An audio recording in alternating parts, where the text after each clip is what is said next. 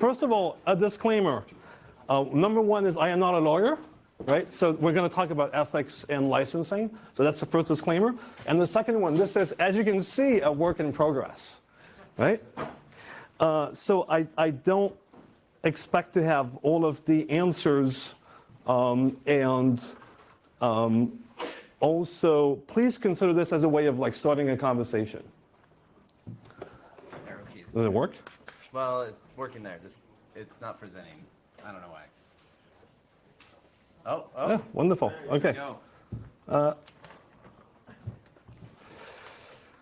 So what are we going to talk about in a very short amount of time now? First of all, a bit of context. I'm going to try to give a different perspective on the open source definition.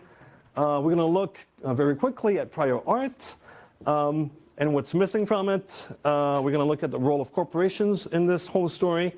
And what do we sort of expect to get out of this ethical licensing and the sort of the suggestions I'm making here. If we have time, we'll look at critiques and next steps, and we'll probably answer questions in the corridor. So first, a bit of context. Why are we talking about this right now? We're talking about this right now because I'm sure a lot of you started being involved in software and open source to some degree because of the positive impact we thought it could provide to the world. And we're sort of looking at the space now, and I mean, at least some of us, at least for me, and basically wondering what went wrong along the way and what we can try to do to fix this.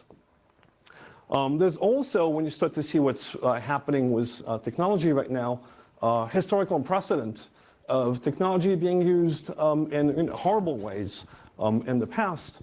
And this is also, you know, for example, I'm thinking about punch cards used by Nazi Germany to administer concentration camps. And so... Keep going. Keep going. Okay. And so this is also you know, obviously a concern. You know what? I'm just going to do it without slides, but I just will need the notes. Oh, I'm just going to take my phone. My where did my laptop go? We also have a hotspot for you. Do you want a hotspot? I'm just going to seriously. I'm just going to take my laptop, and you'll have a look at the slides afterwards. I think that's just the best option we have right now.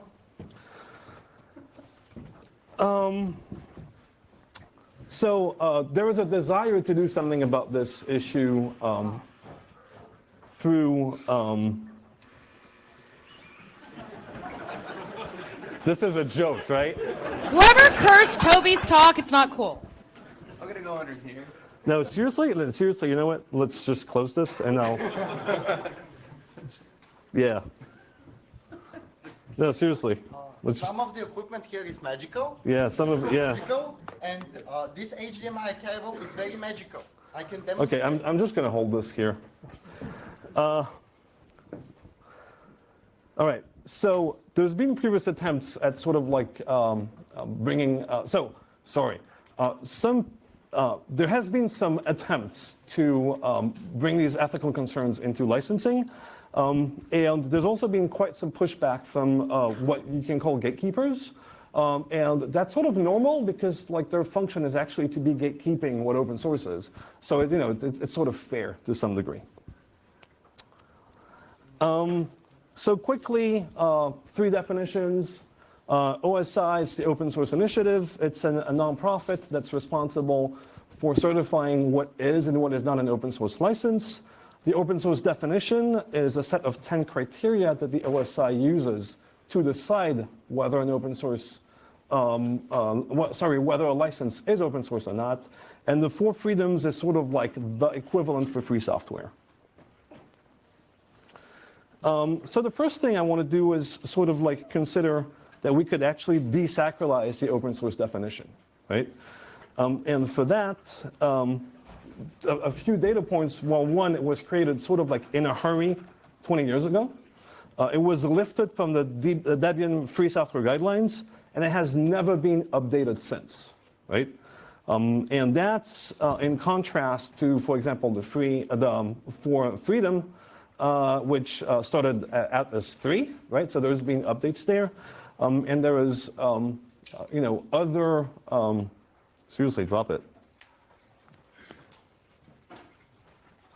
There's been, there's a precedence here too. For example, we talk a lot about the amendments of the American Constitution, and the amendments, right, it's in the name. They're like things that were added afterwards, and they're making changes to their original document, right? And another one that comes to mind that's closer to home is that was also built in like 10 days or something is JavaScript, right, ECMAScript, which has also seen like lots of versions. We're now like, I think last year was version 10. Like they're even numbered by the years at this point.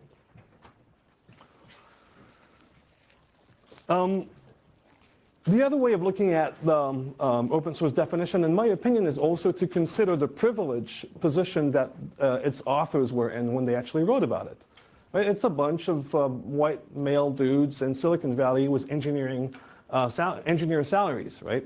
And I think that's something to take in mind too. If instead the open source definition had been written by, say, people that were involved, whose ancestors were involved in the Holocaust, or had any kind of different background than this one, it's probable that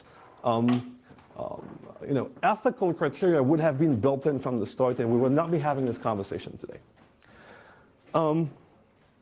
And I think it's fair to ask also the question as to whether open source has succeeded because of the open source definition, or to some degree in spite of it, right? And if you look at the proliferation of open source and how people actually choose software, it's developers that essentially pick software that they want to use and sort of de facto choose the license. So prior art, I want to look at two different projects that have attempted to look at this.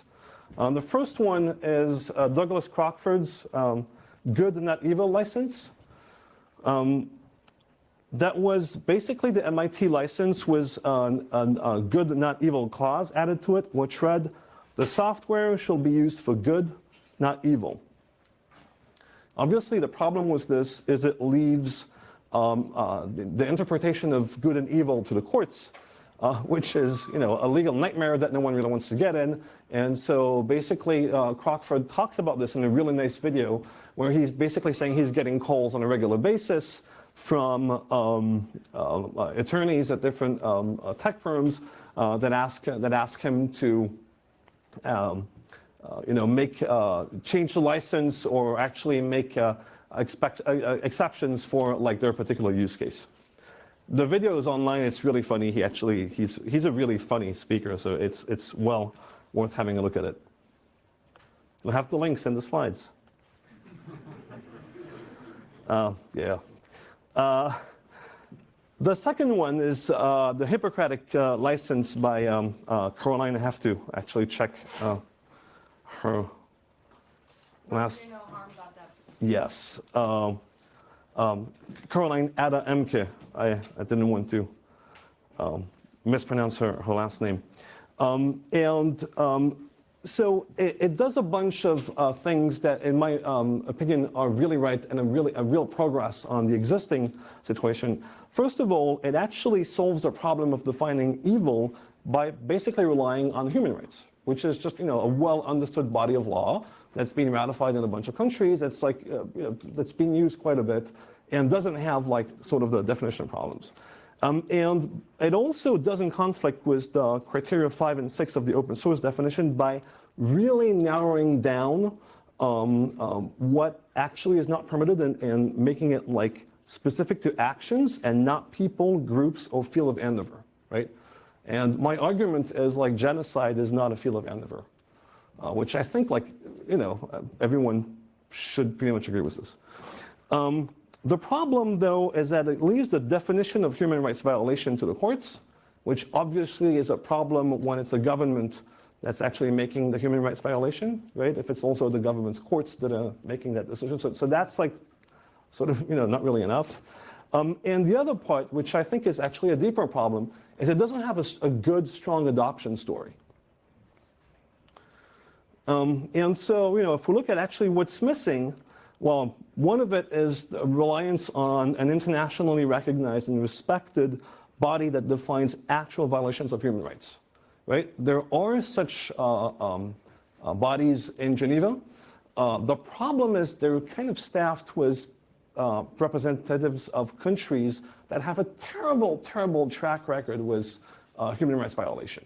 So, you know, that's sort of a problem that still needs to be solved. And then, like, what's really missing is community buy-in and multi-stakeholder support. So the idea here is that, you know, if you want to change the way licensing is done, you can't just do that on your side. You have to engage with the community, get maintainers on board, get projects on board, get nonprofits like the OSI, the Apache Foundation, et cetera, on board, and also get corporations on board. The third thing that's missing is a clear path from existing licenses to ethical ones, because again, like having the option of ethical licenses on the side is good, but making sure that the industry moves together towards a more ethical future is much better. So you need actual tooling, you need to figure out the legal aspects, you need education around these issues to actually make this transformation, right? And the fourth point is that as a community, we need a mindset shift to redefine the norm of how we build open source as being respectful of human rights. And it's not just the idea of basically allowing a few projects to have such licenses. It's reconsidering how we work. And so it's really, to me, what's important is that mindset shift between this is a fringe issue that a few people care about to this is the norm of how open source software is built. So I mentioned corporations and corporation approval, and I'm sure a lot of you are like, you know, what the fuck, why? Like, why do we care? Why is this important? And well, the truth is, if corporations can't use the licenses of open source, they're just never going to get traction, right?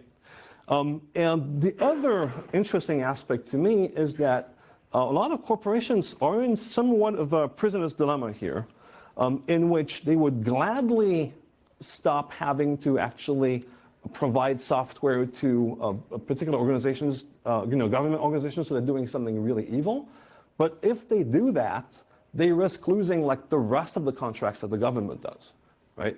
And so providing them was sort of like a get out of jail card, a joker, right? Where they can say, well, we'd love to be able to give you that too, but we're not allowed to, is actually something that could, that they might really welcome.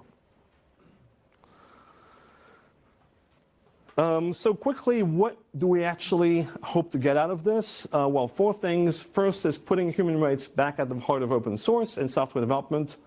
The second thing is human rights trained IP lawyers and corporations, which would be a great thing.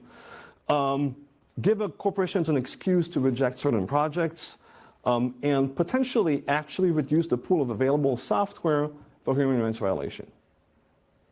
There's been a lot of critiques of this. I'm going to go through 5 of them really quickly. One of them is there are other better ways of doing this. I'm sure. Why don't we try all of these different ways at the same time, right? Doesn't, can't hurt. The second one is there's a risk of ethical license proliferation, and we see this already, right? And frankly, if we actually built this notion into open source itself, that would actually reduce the risk of proliferation, not increase it. Third and fourth that often come up together, which is kind of funny, is that's going to be a compliance nightmare, or it's not enforceable, so not worth it, which is, it's one or the other, right? I mean, it's either going to be a compliance nightmare, or it's not, and and as such, it would not be enforceable, right? Or I mean, it doesn't make sense to have these two things together. My belief is, from a compliance perspective, if it's actually channeled to like human rights only and not like a gazillion other things, it's actually rather simple. And this could actually help against proliferation of other issues. It's like the slippery slope argument. Well, if we allow like human rights, what about like, pro-life, forbid use was like abortion. And there's a really good answer to this, which is get it into the human rights, right? If if like it's white supremacy that you want to like, is that your thing? Well, make sure that you get that into human rights, and you're going to get by default in every other license, right? So it like really scopes the actual sort of like ethical boundary to a body of law that's really well accepted worldwide. And the last bit is it's in violation of the open source definition and the four freedoms. I actually think that it's possible to do this within the bounds of the open source definition. It would clearly be in violation of the first freedom of the four freedoms. I actually think that that is an acceptable trade-off, and we can actually change those as a community to reflect the norms that we have today. And I think, 2 minutes. Well, next steps. This is a huge multi-year effort. And like the idea here is to kickstart this conversation and to see if there's interest and then to start discussing, well, how exactly would we go about this? Is an existing organization like OSI ready to take the lead on something like this? Would this need like a different organization to step up? Basically, like, is there interest from maintainers? Is there interest from corporations? Let's basically start a conversation about this and see if, as a community, we can move towards considering ethics, as a sort of fundamental part of software. And with this, I will yield the floor and take questions outside. Thank you. Thank you, Toby. Thank you, Toby. We really appreciate it.